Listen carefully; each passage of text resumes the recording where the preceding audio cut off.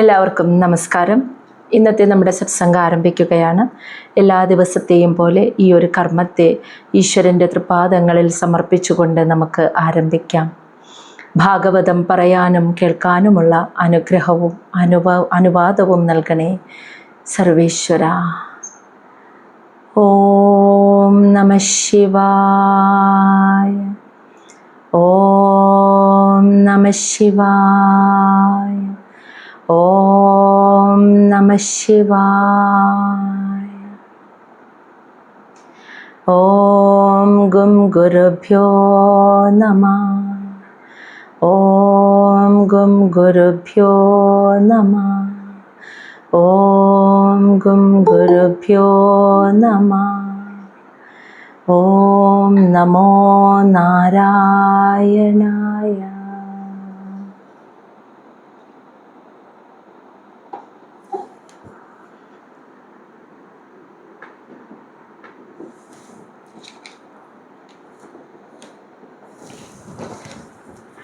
ശ്രീമദ് ഭാഗവതം തൃതീയ സ്കന്ധം അധ്യായം 30. ഫലേച്ഛ കർമ്മങ്ങളുടെ ഫലമായിട്ട്, അതായത് ഭൗതികമായ വിഷയങ്ങളിൽ ആകൃഷ്ടരായിട്ട് അതിനു വേണ്ടിയാണ് അവയെയൊക്കെ നേടിയെടുക്കുക എന്ന ലക്ഷ്യം വെച്ച് ജീവിക്കുന്നവരുടെ ജീവിതത്തിൽ പിന്നീട് വരുന്ന ദുരിതങ്ങളെക്കുറിച്ചാണ് കപില മഹർഷി പറഞ്ഞു കൊടുക്കുന്നത്. അപ്പം നമ്മളിതിൽ ആദ്യത്തെ 10 ശ്ലോകങ്ങൾ വരെ നമ്മൾ ഇന്നലെ കണ്ടു. അപ്പോൾ അതിൽ മനസ്സിലാക്കിയത് എന്താണെന്ന് വെച്ചാൽ, ഈ ലോക ജീവിതം ഇതിൽ സുഖവും സന്തോഷവും സമാധാനവും ലഭിക്കാൻ വേണ്ടിയിട്ട് വളരെയധികം കഷ്ടപ്പെട്ട് ദുരിതം അനുഭവിച്ച് നമ്മൾ എന്തിനെയൊക്കെയാണോ നേടിയെടുക്കുന്നത്, ഈ നേടിയെടുക്കുന്നതെല്ലാം ഒരു ദിവസം നമ്മുടെ കയ്യിൽ നിന്ന് നഷ്ടപ്പെടുന്നതോട് കൂടിയിട്ട്, കാരണം നമ്മൾ ദുഃഖിക്കുന്നു. ആ ദുഃഖം അനുഭവിക്കാനുള്ള കാരണം, സ്ത്രീയാണെങ്കിലും പുരുഷനാണെങ്കിലും ആ ദുഃഖം അനുഭവിക്കാനുള്ള കാരണം, ഞാൻ ഈ നേടിയെടുക്കുന്നതൊക്കെ ശാശ്വതമായി എൻ്റെ കയ്യിലിരിക്കും എന്ന തെറ്റായ ഒരു ധാരണ ഉള്ളത് കൊണ്ടാണ് അത് നഷ്ടപ്പെടുമ്പോൾ നമുക്ക് ദുഃഖം ഉണ്ടാകുന്നത്.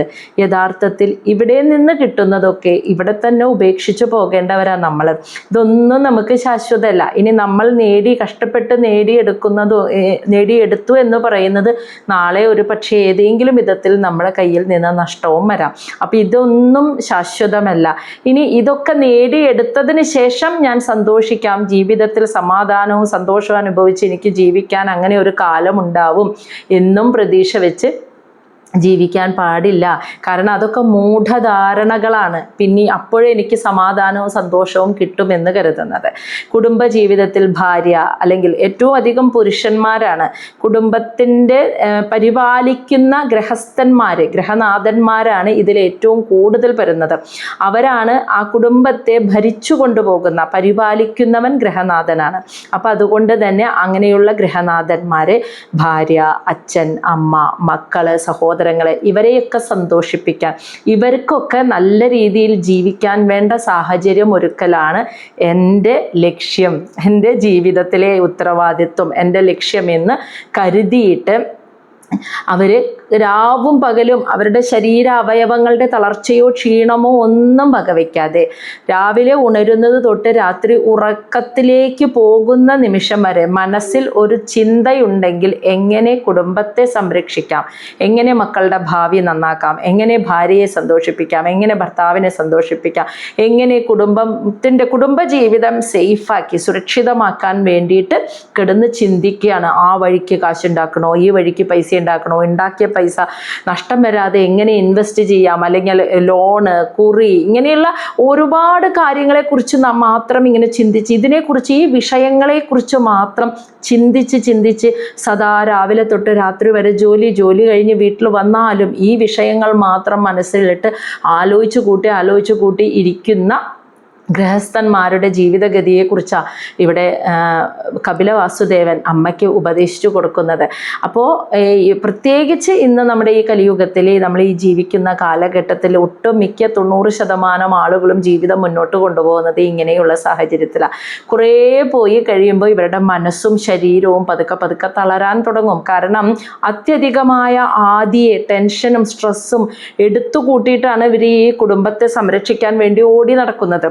അപ്പോൾ മനസ്സിനൊരു വിശ്രമം സമാധാനവും മനസ്സിനൊരു വിശ്രമവും ലഭിക്കാതെ ഏതു നേരം ഇങ്ങനെയുള്ള വിഷയങ്ങളെക്കുറിച്ച് ചിന്തിച്ച് ഇങ്ങനെ നടക്കുമ്പോൾ ഇവരുടെ ശരീരവും മനസ്സും കുറേ കാലം കഴിയുമ്പോൾ, കുറച്ച് കഴിയുമ്പോൾ തളർന്നു പോകാൻ തുടങ്ങും. ഇതിനിടയിൽ ഇവരിങ്ങനെ പ്ലാൻ ചെയ്യപ്പോൾ ഇതിന് അനുകൂലമായിട്ട് ഇതേപോലെ തന്നെ സ്വാർത്ഥ ചിന്തയോടുകൂടി ജീവിക്കുന്ന ഭാര്യയാണ് കൂടെ ഉള്ളത് എങ്കിൽ ഭർത്താവ് ഒറ്റയ്ക്കിരിക്കുന്ന സമയം അടുത്ത് ചെന്നിരുന്ന് നമുക്ക് പൈസ ഉണ്ടാക്കണം, നമുക്കത് വേണം, ഇത് വേണം, ഇങ്ങനെയൊക്കെ ഉപദേശിച്ചു കൊടുക്കുന്നത് കേൾക്കുകയും അതോടൊപ്പം കുട്ടികളുടെ സന്തോഷം, അവരുടെ ഭാവി, ഇതിനെക്കുറിച്ചൊക്കെ പറഞ്ഞു കൊടുക്കുന്നത് കേട്ട് ഇവരുടെ മനസ്സും ഇന്ദ്രിയങ്ങളും ഈ പ്രലോഭനങ്ങൾക്ക് വഴിപ്പെട്ടിട്ട് ഇവർ രാവും പകലും കഷ്ടപ്പെട്ട് ഇവരുടെ മനസ്സും ശരീരവും ചിന്തിക്കുന്നതും പ്രവർത്തിക്കുന്നതും മുഴുവനും കുടുംബത്തെ സംരക്ഷിക്കുക, അത് ഉത്കണ്ഠ, ആ ഉത്കണ്ഠയാണ്. ആൻസൈറ്റി ഇങ്ങനെ കൂടും. എന്തെങ്കിലും വിചാരിച്ച പോലെ നടന്നില്ലെങ്കിൽ അപ്പം ടെൻഷൻ വന്നു. ഇതിൽ എൻ്റെ കുടുംബത്തെ എനിക്ക് സംരക്ഷിക്കണം. ഇവർക്കൊരു തെറ്റായ ധാരണയുണ്ട്. അതായത് എൻ്റെ കയ്യിലാണ് ഈ കുടുംബത്തിൻ്റെ സംരക്ഷണം, ഞാനാണ് ഇവരുടെ രക്ഷകൻ. എനിക്കെന്തെങ്കിലും സംഭവിച്ചാൽ, അല്ലെങ്കിൽ ഞാൻ ശരിയായ രീതിയിൽ ജോലി ചെയ്തില്ലെങ്കിൽ, അല്ലെങ്കിൽ എൻ്റെ ഭാഗത്തുനിന്ന് എന്തെങ്കിലും ഒരു പരാജയം സംഭവിച്ചാൽ എൻ്റെ കുടുംബം പട്ടിണിയാവും, അവർക്ക് പിന്നെ മുന്നോട്ട് പോകാൻ പറ്റില്ല, അവർക്ക് പിന്നെ ജീവിക്കാൻ പറ്റില്ല, എൻ്റെ കയ്യിലാണ് ഇവരുടെ സുരക്ഷിതത്വം എന്ന് ഇവർ സ്വയം ബഹുമാനിച്ചും കൂടിയാണ് നടക്കുന്നത്. ഞാനാണ് ഇവരെ സംരക്ഷിച്ചു കൊണ്ടുപോകുന്ന ആള്, ഞാനാണ് ഇവർക്ക് ഭക്ഷണം കഴിക്കാനും വസ്ത്രം വാങ്ങാനും ഒക്കെ പൈസ കൊടുത്ത് അതിനൊക്കെ ഉണ്ടാക്കിയെടുക്കുന്നത്. അപ്പം ഞാനാണ് ഗ്രഹനാഥൻ, ഞാനാണ് ഭരണാധികാരി, ഞാനില്ലെങ്കിൽ ഇവർക്ക് ജീവിക്കാൻ കഴിയില്ല എന്നൊരു തെറ്റായ മിഥ്യാധാരണ കൂടി ഇവർക്ക് വരുന്നു. ഇതാണ് അന്ന് യുധിഷ്ഠിരന് നാരദ മഹർഷി പറഞ്ഞു കൊടുത്തത്. ഞാനില്ലെങ്കിൽ വല്യച്ഛനും വല്യമ്മയും എങ്ങനെ ജീവിക്കും?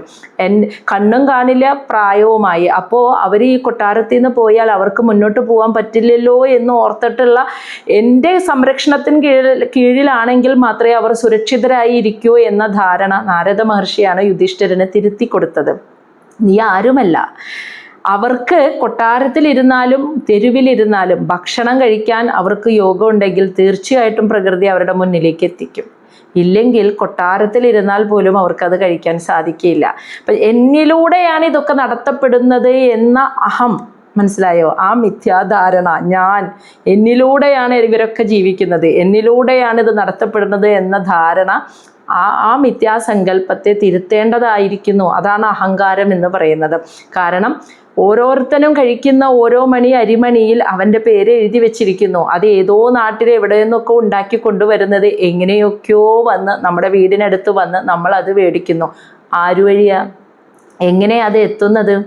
അപ്പോൾ പണത്തിന് തീർച്ചയായിട്ടും വിലയുണ്ട്, പൈസ ഉണ്ടാക്കണ്ട എന്നല്ല ഇവിടെ പറയുന്നത്. നമ്മൾക്ക് ജീവിക്കുന്ന കാലഘട്ടം, ഇപ്പോൾ ഒരു ദിവസം എടുക്കുകയാണെങ്കിൽ 24 മണിക്കൂർ, രാവിലെ ഉണരുന്നത് തൊട്ട് രാത്രി ഉറക്കത്തിലേക്ക് വീഴുന്നത് വരെയുള്ള നിമിഷം, മനസ്സ് എന്ന് പറയുന്ന ഇന്ദ്രിയത്തെ, ചലനം എന്ന് പറയുന്നത് ചിന്തകൾ, ഈ ചിന്തകളും ശരീരം കൊണ്ടുള്ള അധ്വാനവും എല്ലാം ആ ഒരു വിഷയ സുഖങ്ങളെക്കുറിച്ച്, ഈ ഭൗതിക വിഷയങ്ങളെ, പൈസ ഉണ്ടാക്കുക, നാളത്തെ കാര്യങ്ങൾ, ഇന്നലത്തെ കാര്യങ്ങൾ, ഇതൊക്കെ എങ്ങനെ അറേഞ്ച് ചെയ്യാം, എങ്ങനെ ഏതൊക്കെ വഴിയിലൂടെ ഉണ്ടാക്കാം, ഈ വിഷയങ്ങളെക്കുറിച്ച് മാത്രം ചിന്തിച്ചിരിക്കുന്ന അവസ്ഥ ഒരിക്കലും ഉണ്ടാവരുത് എന്നാണ് പറയുന്നത്. അങ്ങനെ വരുമ്പോഴാണ് പെട്ടെന്ന് തളർന്നു പോകുന്നത്. ആ ചിന്ത എന്തിൽ നിന്നാണ് വരുന്നത്? അങ്ങനെ സദാ ഇത് തന്നെ ചിന്തിച്ചുകൊണ്ടിരിക്കാൻ കാരണം എന്താണെന്ന് വെച്ചാൽ, ഞാനാണ് എൻ്റെ കുടുംബത്തിൻ്റെ സംരക്ഷകൻ എന്ന സ്വയം ബഹുമാനബോധം, ആ ഒരു മിഥ്യാധാരണ, അതാണ്. ഞാനില്ലെങ്കിൽ ഇവർക്ക് ജീവിക്കാൻ കഴിയില്ല എന്ന മിഥ്യാധാരണ, അതാണ് ഈ ഒരു ആൻസൈറ്റി ഇവർക്ക് കൂടുന്നതിനുള്ള കാരണം. ഇവർക്കൊരു ഉത്കണ്ഠ, കുടുംബത്തിൻ്റെ പരിപാലനത്തെക്കുറിച്ച് ഓർത്തിട്ടുള്ള ഉത്കണ്ഠ കൂടാൻ കാരണം ഞാനില്ലെങ്കിൽ ഇവർക്ക് ജീവിക്കാൻ കഴിയില്ല എന്ന ധാരണയാണ്. അത് പ്രകൃതിയാണ്, പ്രകൃതി നിശ്ചയമാണ്. നമ്മൾ എന്ത് കഴിക്കണം, എങ്ങനെ കഴിക്കണം, നമ്മൾ എവിടെ ഇരുന്നാലും നമുക്ക് കഴിക്കാൻ യോഗം ഉണ്ടെങ്കിലേ നമുക്കത് കഴിക്കാൻ സാധിക്കുകയുള്ളൂ. ഇല്ലെങ്കിൽ ഭക്ഷണത്തിൻ്റെ മുന്നിൽ നിന്ന് എഴുന്നേറ്റ് പോകേണ്ട അവസ്ഥയും വരും. അപ്പോൾ ഈശ്വര നിശ്ചയം, ഈശ്വരൻ എന്നൊരു ശക്തിയുടെ ചലനം കൊണ്ടാണ് ഇവിടെ എല്ലാ ചലനങ്ങളും സംഭവിക്കുന്നത് എന്ന യാഥാർത്ഥ്യത്തെ മനസ്സിലാക്കി ജീവിക്കുമ്പോൾ അഹങ്കാരം പതുക്കെ ഞാൻ എന്നുള്ള അഹങ്കാരം കുറഞ്ഞു. അങ്ങനെ ചിന്തിക്കാതെ, ആത്മചിന്തയില്ലാതെ ജീവിക്കുന്ന ഗൃഹസ്ഥന്മാർക്ക് വരുന്ന ദുരിതത്തെക്കുറിച്ചാണ് ഇനി പറയുന്നത്. 11ാമത്തെ ശ്ലോകത്തിൽ കണ്ടു, വാർത്തായാം ലുപ്യമാനായാം ആരബ്ധായാം പുനഃ പുനഃ ലോഭ അഭിഭൂതഃ നിസ്സത്വഃ പരാർത്തേ കുരുതേ സ്പൃഹാം. വാർത്തായാം ലുപ്യമാനായാം, അതായത് ഇവരുടെ ഈ നല്ല കാലത്ത് ഇങ്ങനെയുള്ള ഗൃഹസ്ഥന്മാര് അവരിങ്ങനെ, അവരുടെ എല്ലാ മനുഷ്യനും ജീവിതത്തിൽ എന്നും നല്ല സമയം ഉണ്ടാവില്ലല്ലോ. കുറച്ചു കാലം നല്ലതാണെങ്കിൽ കുറച്ചു കാലം കഷ്ട സമയങ്ങളുണ്ടാവും, ദുരിതം അനുഭവിക്കുന്ന സമയങ്ങളുണ്ടാവും. പിന്നെ വീണ്ടും രാവും പകലും മാറി മാറി വരുന്ന പോലെ നല്ല സമയവും മോശ സമയവും മാറി മാറി മാറി ജീവിതത്തിൽ വരും. അതാണല്ലോ ജീവിതം എന്ന് പറയുന്നത്. എന്നും നല്ലത് മാത്രം സംഭവിക്കില്ല. അപ്പൊ നല്ലതും വരും, മോശമായിട്ടുള്ളതും വരും. അപ്പോൾ നല്ല കാലത്ത് ഇങ്ങനെയുള്ള ഗൃഹസ്ഥന്മാര് നല്ല കാലത്ത് അവരെന്താണോ മനസ്സിൽ ചിന്തിക്കുന്നത് ആ ചിന്തിക്കുന്നതൊക്കെ സാധിക്കും. കാരണം അവർക്ക് സമയം അനുകൂലമാണ്. അപ്പോൾ അവരെന്താഗ്രഹിച്ചാലും, അവരെവിടെ ഇൻവെസ്റ്റ് ചെയ്താലും പൈസ കൂടുതൽ കിട്ടുക, ജോലിയിൽ കൂടുതൽ ലാഭം കിട്ടുക, ബിസിനസ് കൂടുതൽ പ്രോഫിറ്റ് ഉണ്ടാക്കുക, അങ്ങനെ എന്താഗ്രഹിച്ചാലും അവർക്കത് സാധിക്കും. പക്ഷേ ഇതൊക്കെ കുറച്ച് കഴിഞ്ഞ് ഒരു മോശ സമയം വരുമ്പോൾ, അവർക്ക് ചെയ്യുന്ന കർമ്മങ്ങളിലൊക്കെ തടസ്സം നേരിടാൻ തുടങ്ങുമ്പോൾ, അവർക്ക് വരവ് കുറയുമ്പോൾ, അങ്ങനെ വരുമ്പോൾ ആരബ്ധായാം പുനഃ പുനഃ, വീണ്ടും വീണ്ടും പുതിയ പുതിയ ജോലി, പുതിയ സംരംഭങ്ങൾ ആരംഭിക്കാൻ, പൈസ ഉണ്ടാക്കാനുള്ള മാർഗം അവർ പുതുതായിട്ട് പലതും തുടങ്ങും. ലോഭ അഭിഭൂത, പണം ഉണ്ടാക്കണമെന്ന അതിയായ ആഗ്രഹത്തോടു കൂടി.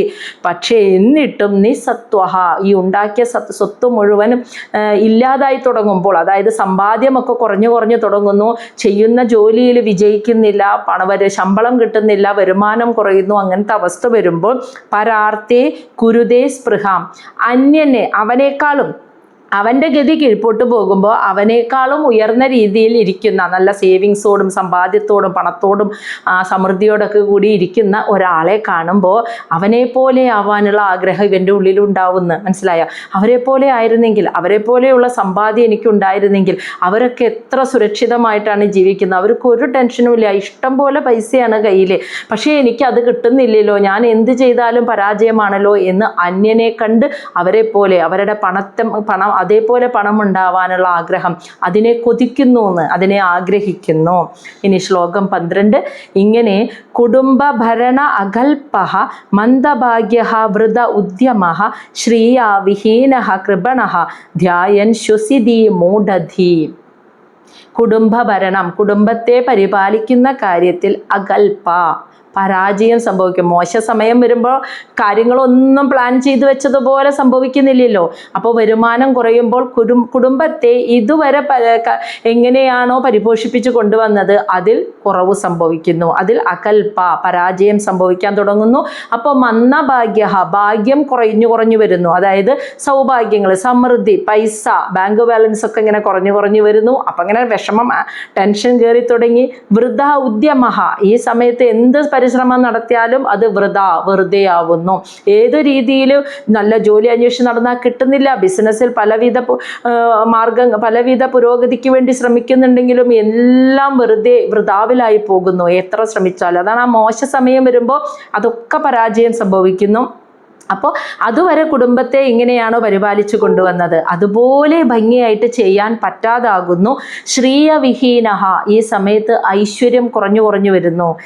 ശ്രീയ എന്ന് വെച്ചാൽ ഐശ്വര്യം, ലക്ഷ്മി ദേവി, എന്താ സമ്പൽ, സമൃദ്ധി, എന്നിവ ആ വീടിനകത്ത് കയറി വരുമ്പോൾ അറിയാം അവിടുത്തെ സമൃദ്ധിയും സമ്പത്തും ഐശ്വര്യവും ഒക്കെ, അതൊക്കെ കുറഞ്ഞു വന്ന് കൃപണ ധ്യായൻ, ഞാൻ പരാജയപ്പെട്ടു, കൃപണനാണ് ഞാൻ ഒന്നിനും കൊള്ളാത്തവനാണ്, ഞാൻ പരാജയപ്പെട്ടു പോയവനാണ് എന്ന് ചിന്തിച്ചിട്ട് ശ്വസിതി മൂഢതി, മൂഢബുദ്ധിയുള്ള അവൻ, ശ്വസിതി എന്ന് വെച്ചാൽ ദീർഘശ്വാസം വിട്ട് ഇങ്ങനെ ഇരിക്കുന്നു. ഒരു നിരാശ വരുമ്പോഴല്ലേ, ആ ഒരു മടുപ്പ് വരുമ്പോൾ, ഒരു നിരാശ വരുമ്പോൾ ഇങ്ങനെ ഒരു വലിയ ദീർഘശ്വാസം വിട്ട് ആ പരാജയപ്പെട്ടു പോയല്ലോ ഞാൻ എന്ന ഭാവത്തോടു കൂടി അവരിക്കുന്നു. നല്ല സമയത്ത് അവൻ്റെ ആഗ്രഹങ്ങളൊക്കെ വിചാരിച്ച പോലെ പ്ലാനിങ് ഒക്കെ നടക്കും. പക്ഷെ മോശ സമയം വരുമ്പോൾ ഈ പ്ലാനിങ്ങുകളൊക്കെ പൊട്ടാൻ തുടങ്ങുകയാണ്. അപ്പോൾ ഒന്നും വിചാരിച്ച പോലെ നടക്കാതെ വരുന്നു, സമ്പാദ്യം കുറയുന്നു. അങ്ങനെ വരുമ്പോൾ കുടുംബത്തെ വേണ്ട രീതിയിൽ പരിപോഷിപ്പിക്കാൻ പറ്റാതെ വരുന്നു. അപ്പോൾ ഐശ്വര്യം, സമ്പദ്, സമൃദ്ധി എല്ലാം കുറഞ്ഞു വരുമ്പോൾ ഞാൻ പരാജയപ്പെട്ടു പോയല്ലോ ജീവിതത്തിൽ എന്ന് ചിന്തിച്ച് അവൻ, ആ മൂഢബുദ്ധിയുള്ള അവൻ ദീർഘശ്വാസം വിട്ടിരിക്കുള്ളൂ. അപ്പോഴും ഈശ്വരനെ ചിന്തിക്കണം. ചെയ്യണം, എനിക്ക് ഇതുവരെ കർമ്മം ചെയ്യാനുള്ള ഇതൊക്കെ മനസ്സിൽ തോന്നിപ്പിച്ച് ഇത്രയൊക്കെ ചെയ്യാൻ സാധിച്ച ആ ചലിപ്പിച്ച ശക്തി, ആ ഈശ്വര ശക്തി, ഈശ്വരൻ തന്ന ശക്തിയാണ്, ബലം കൊണ്ടാണ് ഞാൻ ഇതൊക്കെ സാധിച്ചത്, ഈ ശരീരം കൊണ്ട് ഇതൊക്കെ എനിക്ക് സാധിച്ചത് എന്ന് ചിന്തിക്കാതെ അപ്പോഴും എനിക്കൊന്നും പറ്റണില്ലല്ലോ, ഞാൻ എന്ത് വിചാരിച്ചാലും എന്ത് ചെയ്താലും വിജയിക്കുന്നില്ലല്ലോ എന്ന് പറഞ്ഞ് മൂഢബുദ്ധിയുള്ള അവൻ ദീർഘശ്വാസവും വിട്ട് നിരാശയോടെ ഇരിക്കുന്നു. ഈ സമയത്ത് ശ്ലോകം 13 ഏവം സ്വഭരണ അകൽപം തത് കളത്ര ആദയഃ തഥാ ന അദ്രിയന്തേ യഥാപൂർവം കീനാശ ഇവ ഗോചരം. ഏവ ഇപ്രകാരം സ്വഭരണ അകൽപം കുടുംബത്തെ പരിപാലിക്കുന്നത് ഇങ്ങനെ പരാജയപ്പെട്ടു വരുമ്പോൾ തത് കളത്ര അവൻ്റെ ഭാര്യ ആദയഃ മക്കൾ മുതലായവർ തഥാ അപ്പോൾ ന അദ്രിയന്തേ അവനെ വേണ്ട വിധത്തിൽ ബഹുമാനിക്കാതെ ആകുന്നു. അപ്പോൾ കുടുംബത്തെ പരിപാലിക്കുക എന്ന കർമ്മം ഒരു പുരുഷനാണല്ലോ. അവിടെ കുറവ് വരുന്നു, പൈസയില്ല, അപ്പോൾ വിചാരിച്ച പോലെ കാര്യങ്ങൾ വീട്ടിൽ കൈകാര്യം ചെയ്യാൻ പറ്റാതെ വരുമ്പോൾ എന്താ സംഭവിക്കുക? അതുവരെ ഭാര്യയും മക്കളും കുടുംബാംഗങ്ങളും തന്നിരുന്ന പരിഗണനയൊക്കെ കുറഞ്ഞു വന്നു അവർ വേണ്ട വിധത്തിൽ ബഹുമാനിക്കാതെയാകുന്നു. യഥാപൂർവം ഇതുപോലെയെന്ന്. കീനാശ എന്ന് വെച്ചാൽ ഒരു കൃഷിക്കാരന് ഗോചരം വയസ്സായ കാള ഇവ എന്ന പോലെ. ഒരു കൃഷിക്കാരന് കാളയെ കൊണ്ട് പണിയെടുപ്പിക്കാൻ കഴിയുന്ന സമയത്ത് നല്ലോണം കാളയെ പരിപോഷിപ്പിക്കും, നല്ല ഭക്ഷണമൊക്കെ കൊടുത്ത് കാളയെ നന്നായി നോക്കും. പക്ഷെ വയസ്സായ കാളയെ കൊണ്ട് കൃഷിക്കാരന് പ്രയോജനമില്ലല്ലോ. അപ്പോൾ വയസ്സായ കാളയെ തീരെ പരിഗണിക്കാതെ ഇട്ടിട്ടുണ്ടാവും, വേണ്ട വിധത്തിൽ നോക്കില്ല. ഇതുപോലെയാകും പിന്നെ ആ ഗൃഹസ്ഥൻ്റെ ജീവിതം എന്നാണ് പറയുന്നത്. അപ്പോൾ അദ്ദേഹം ആ ആള് ഇത്രയും നാളും ശരീരവും മനസ്സും വെച്ച് പണിയെടുത്ത് കഷ്ടപ്പെട്ടു ഉത്കണ്ഠയോടുകൂടി കുടുംബത്തെ പരിപാലിപ്പിച്ചു പോന്നിരുന്ന ആൾക്ക് ഒരു കഷ്ടസമയം വന്ന് ആൾക്ക് എല്ലാം കയ്യിൽ നിന്ന് പോയി കഴിയുമ്പോൾ, പരാജയം സംഭവിക്കുമ്പോൾ, വേണ്ട വിധത്തിൽ കുടുംബത്തെ നിലനിർത്താൻ പരിപാലിക്കാൻ കഴിയാതെ വരുമ്പോൾ ഭാര്യയും മക്കളും കുടുംബാംഗങ്ങളിൽ നിന്നൊക്കെ വേണ്ട വിധത്തിലുള്ള പരിഗണന കിട്ടാതെ കുറഞ്ഞു ബഹുമാനം കുറയുന്നു. അത് ആരുടെയും കുറ്റം കൊണ്ടല്ല, അതായത് പണത്തിൻ്റെയും ആവശ്യങ്ങൾ നടക്കാതെയും വരുമ്പോൾ കുടുംബത്തിലുള്ള എല്ലാവരും സ്ട്രെസ്സിലേക്ക് പോവുകയാണ്, എല്ലാവരുടെയും മനസ്സ് വിഷമാണ്. അപ്പോൾ മനസ്സ് വിഷമിച്ച് സ്ട്രെസ്സ് വരുമ്പോൾ പരസ്പരം വായിൽ നിന്ന് വരുന്ന വാക്കുകളും പരസ്പരം ദേഷ്യത്തോടെയും അസ്വസ്ഥതയും ഉണ്ടാകുന്ന വാക്കുകളാണ്. അപ്പോൾ അതുകൊണ്ടാണ് അവിടെ പരസ്പര ബഹുമാനമൊക്കെ കുറഞ്ഞു പോകുന്നു. അപ്പോൾ ആ ഗൃഹസ്ഥനെ അവന് ബഹുമാനം നഷ്ടപ്പെട്ടവനായി ഒരു കൃഷിക്കാരൻ്റെ തൊഴുത്തിലെ വയസ്സായ കാളയെ പരിഗണിക്കാതെ പോലെ ആ വീടിനകത്ത് പരിഗണിക്കപ്പെടാത്തവനായി അവൻ മാറുന്നു. ഈ ഒരു അവസ്ഥയൊന്നും ഒരു ഗൃഹസ്ഥന് വയസ്സായി ഇങ്ങനെ വരുമ്പോൾ, അപ്പോൾ പ്രായം ഗൃഹസ്ഥാശ്രമവും കഴിഞ്ഞ് വാനപ്രസ്ഥത്തിലൊക്കെ എത്തുന്ന ഒരു സമയത്താണ് മറ്റു ഈശ്വര ചിന്ത, ആത്മചിന്തയില്ലാതെ മുഴുവനും ഭൗതിക വിഷയങ്ങളോട് മാത്രം ചിന്തിച്ച് ജീവിക്കുന്നവർക്ക് വരുന്ന അവസ്ഥയാണ് ഈ പറയുന്നത്. ഇത് വരാതിരിക്കാനുള്ള ഒരേ ഒരു മാർഗം ജീവിതത്തെ ഒരു സാധനയിലൂടെ കൊണ്ടുപോവുക എന്നുള്ളതാണ്. അതായത് കർമ്മം ചെയ്യണം, തീർച്ചയായിട്ടും ജോലിയും പണവും ഈ ഭൂമിയിൽ ജീവിക്കുമ്പോൾ ശരീരത്തിൻ്റെ നിലനിൽപ്പിന് അർത്ഥം അതാണല്ലോ പുരുഷാർത്ഥങ്ങളിൽ ധർമ്മം, അർത്ഥം, കാമമോക്ഷം എന്ന് പറയുന്നത്. ധാർമ്മികമായ രീതിയിൽ പണം സമ്പാദിക്കണം, അത് ആഗ്രഹങ്ങൾ സാധിക്കുകയും വേണം, അത് ആവശ്യമാണ്. അപ്പോൾ അത് വേണ്ട എന്നല്ല, പക്ഷേ മനസ്സും ശരീരവും ചലിക്കുന്നത് മുഴുവനും ഈ ഭൗതിക വിഷയങ്ങൾക്ക് വേണ്ടി മാത്രമാവരുത് എന്നർത്ഥം. അപ്പോൾ നമ്മുടെ നിത്യജീവിതത്തിൽ നമ്മൾ ഈശ്വരീയമായ കാര്യങ്ങൾക്ക് ഈ രാവിലെ തൊട്ട് രാത്രി വരെ പണിയെടുക്കാനുള്ള ശക്തി എൻ്റെ ശരീരത്തിനും, അതിനെക്കുറിച്ച് ചിന്തിക്കാനുള്ള ശക്തി എൻ്റെ മനസ്സിനും, തീരുമാനമെടുക്കാനുള്ള ശക്തി എൻ്റെ ബുദ്ധിക്കും നൽകിയ ഈശ്വരനെ മറന്നുകൊണ്ട് എങ്ങനെയാണ് നമുക്ക് ജീവിക്കാൻ പറ്റുക? എങ്ങനെയാണ് ജീവിച്ചാലാണ് പിന്നെ ആ വ്യക്തി ജീവിതത്തിൽ നല്ല പുരോഗതി നേടുക എന്ന് ആലോചിച്ച് നോക്കും. ഒരാളിൽ നിന്ന് എന്തെങ്കിലും കിട്ടുന്നുണ്ടെങ്കിൽ ആ വ്യക്തിയെ മറന്നുകൊണ്ട് നമ്മൾ മുന്നോട്ട് പോയി കഴിഞ്ഞാൽ നമുക്ക് ജീവിതത്തിൽ പിന്നെ ഒരു ഗുരുത്വം, ഒരു രക്ഷ ഉണ്ടാവുമോ? ഇല്ല. ഇതുപോലെ തന്നെ രാവും പകലും നമ്മുടെ ശരീര മനോബുദ്ധിയെ ചലിപ്പിക്കുന്ന ആ പ്രകൃതി എന്ന ശക്തിയെ മറന്നിട്ട് ഞാൻ എൻ്റെ കഴിവ് കൊണ്ട് എന്ന് പറഞ്ഞ് ജീവിച്ചു മുന്നോട്ട് പോകുന്നവൻ പിന്നെ എങ്ങനെയാണ് നേരായൊരു അവസ്ഥയിലേക്ക്, പുരോഗതിയുള്ള നല്ലൊരവസ്ഥയിലേക്ക് എത്തിച്ചേരുക?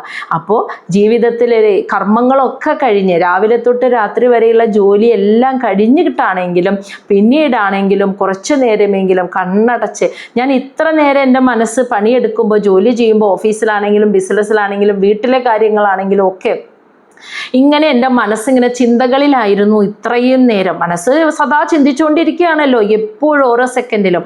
അപ്പോൾ ശരീരം കർമ്മവും ചെയ്യുന്നു. അപ്പോൾ ഇനി ഞാൻ എൻ്റെ മനസ്സിനെ, നമ്മളെ ശരീരത്തിന് റെസ്റ്റ് കൊടുക്കുന്നതാണല്ലോ ഉറങ്ങുന്നത്. 7 മണിക്കൂർ മസ്റ്റായിട്ട് എല്ലാവരും ഉറങ്ങണം എന്നാണ് പറയുന്നത്. അപ്പോൾ ആ ഉറക്കം എന്ന് പറയുന്നത് നമ്മൾ ശരീരത്തിന് കൊടുക്കുന്ന റെസ്റ്റാണ്. എന്നാൽ അതേപോലെ നമ്മൾ മനസ്സിനും ഒരു റെസ്റ്റ് കൊടുക്കണ്ടേ? ആ മനസ്സിന് കൊടുക്കുന്ന വിശ്രമം, അതിനു വേണ്ടിയാണ് ധ്യാനം.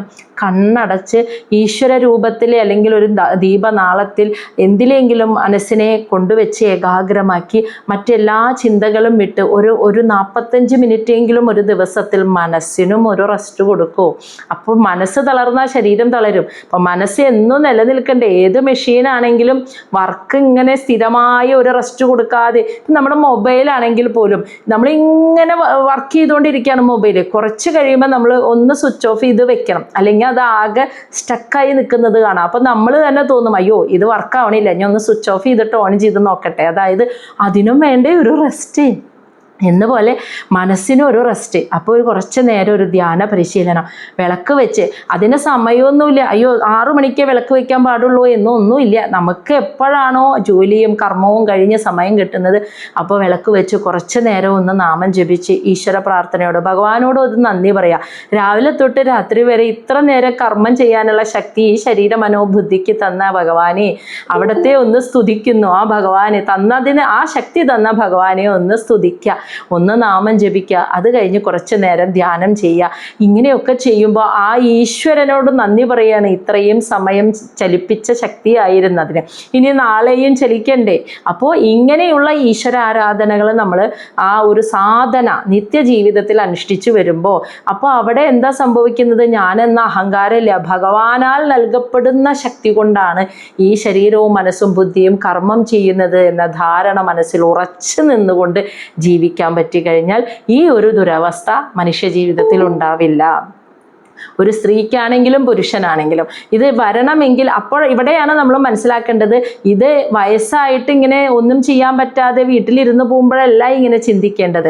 ആ സമയം ചിന്തിക്കാൻ ശ്രമിച്ചാലും സാധ്യമല്ല.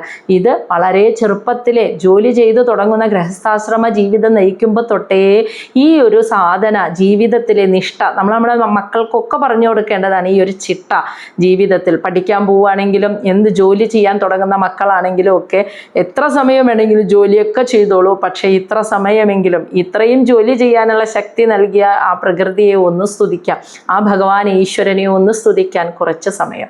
അത് കഴിഞ്ഞ് മനസ്സിനൊരു വിശ്രമം അതും ആവശ്യമാണ്. അതിനും ഒരു വിശ്രമം, കുറച്ച് നേരം കണ്ണടച്ചൊന്ന് സ്വസ്ഥമായി ശാന്തമായി ഇരിക്കാം. അങ്ങനെയുള്ള കാര്യങ്ങൾ ജീവിതത്തിൽ നമ്മൾ സാധനകൾ ഇങ്ങനെ നിത്യവും പരിശീലിച്ചു വരുമ്പോൾ നമ്മളാകുന്ന വണ്ടി കുറച്ചു കാലം കൂടി ഇങ്ങനെ മുന്നോട്ട് ഓടും. ശരീരവും മനസ്സും അത്ര പെട്ടെന്ന് തളർന്ന് പോവില്ല എന്നർത്ഥം. അതായത് ഒരു 50 വയസ്സൊക്കെ ആകുമ്പോഴേക്കും ഒന്നും ചെയ്യുക. പണ്ടുള്ളവർ എത്രയോ പ്രായത്തിൽ ജോലി ചെയ്തിരുന്നു. ഇപ്പോഴൊക്കെ വളരെ പെട്ടെന്ന് മനസ്സും ശരീരവും ആളുകൾക്ക് തളർന്നു പോകുന്നതിൻ്റെ കാരണം ഭൗതിക വിഷയങ്ങളിൽ മാത്രം വ്യാപൃതരായിട്ട് അങ്ങനെ ഇരിക്കുന്ന മനസ്സോടുകൂടി ജീവിക്കുന്നത് കൊണ്ടാണ്. മനസ്സിലായ? ഇനി ശ്ലോകം 14ഉം 15ഉം ഒരുമിച്ച്. തത്രാപി അജാത നിർവേദഃ ഭ്രിയമാണഃ സ്വയം ഭൃത്തൈ ജരയാ ഉപാത്ത വൈരൂപ്യ മരണാഭിമുഖഃ ഗൃഹേ. 15. ആസ്തേ അവമത്യ ഉപന്യസ്തം ഗൃഹപാല ഇവ ആഹരൻ ആമയാവി അപ്രദീപ്ത അഗ്നി അല്പാഹാര അല്പചേഷ്ടിതഃ. അതായത് അങ്ങനെ ഒരു മോശ സമയം വന്നു, ജോലിയിലും ബിസിനസ്സിലും ഒക്കെ തകർന്നു, വേണ്ട രീതിയിൽ പണമൊക്കെ ഉണ്ടാക്കിയ പണമൊക്കെ നഷ്ടപ്പെട്ടു, തുടർന്ന് പൈസയൊക്കെ ഉണ്ടാക്കാൻ പറ്റാതെ വന്നപ്പോൾ സമൂഹത്തിനെ ഫേസ് ചെയ്യാൻ ബുദ്ധിമുട്ട്, ആളുകളെ കൂട്ടുകാരെയൊക്കെ ഫേസ് ചെയ്യാൻ ബുദ്ധിമുട്ട് വന്ന് വീടിനകത്ത് തന്നെ ഒരു പരിഗണന കിട്ടാത്തവനായി വീടിനകത്ത് ഇരുന്നു പോകുന്ന ആളുകൾ, അവരാണ് തത്രാപി. അങ്ങനെ വീട്ടിലിരുന്നു പോയി അജാത നിർവേദ, അപ്പോഴും നിർവേദം, ഒരു വിരക്തി, ഈ വിഷയങ്ങളെ, ഈ പൈസ, പണം, മാനാഭിമാനം, പണം ഉണ്ടെങ്കിലേ അഭിമാനമുള്ളൂ എന്നൊക്കെയുള്ള ഈ ചിന്തകളിൽ നിന്നും നിർവേദ, ഒരു വിരക്തിയെ അജാത, അപ്പോഴും ചിന്തിക്കണില്ല എന്ന്. അങ്ങനെ വീടിനകത്ത് ആരാലും പരിഗണിക്കപ്പെടാതെ അങ്ങനെ വീടിനകത്ത് ഇരുന്നു പോയാൽ പോലും ഇതൊന്നും അല്ലാത്ത ഒരു ഈ ലോകത്ത് കാണുന്ന ഈ പണം, കുടുംബജീവിതം, എന്താ പറയുക, സുഖ സൗകര്യങ്ങൾ, മാനാഭിമാന ചിന്ത, ഇതിൽ നിന്നൊക്കെ വേറിട്ടിട്ടുള്ള ഒരു വിരക്തി വന്നിട്ടുള്ള ഒരു ചിന്ത അജാത.